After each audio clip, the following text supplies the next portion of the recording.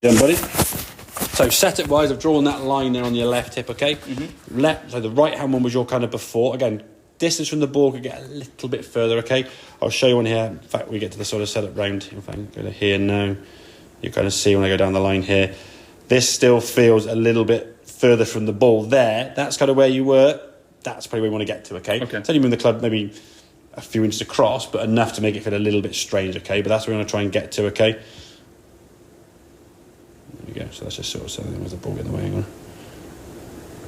There we... Oh, go on. There. Okay, so this is the before one, okay? So left hip on that yellow line. As you're going back, you can see that sort of left hip kind of moving into that line there. Not really moving away your left, and you're kind of going down towards the ball, a bit more of a tilt. Then you start moving here, and sort of almost that right shoulder now. So I'm just going to go this way because that hip's got to get out of the way. Your hips are kind of tilted a bit too much. As you start moving into the line now, it's like, oh, I can't go much further. Then you start moving that left hip out of the way there, and there's your impact. Hands sort of back behind the golf ball, kind of hitting it flicky a little bit and trying to support the club.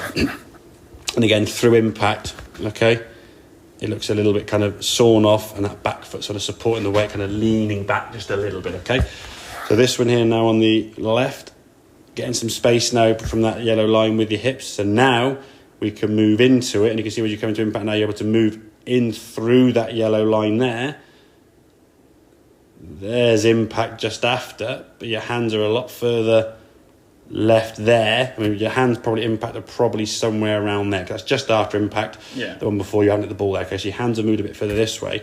And just for me, in terms of that release, you're much more on your left side, club round your shoulder there, ease up on his toe more. You're not sort of hanging back on that foot trying to do this, where you kind of got here, moved left early, then had to kind of back it up and you swung left and then pivot around your front heel, so your front foot, and finish on your back foot, kind of trying to almost hold on to the club to sort of not release it. Whereas that one there, there's just no kind of holding back, it's just a full release through the target.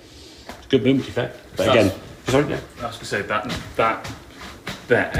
that kind of, like there's times when I've kind of hit a shot and I feel like I'm too aft. Yeah, exactly. Yeah. Or that one. But you can see that's as far as your club can get round here. That's basically where your club finishes there. Yeah. There's no release of that club because you haven't sort of released it through this way. You're there kind of like hanging on to the club to try to flip it left.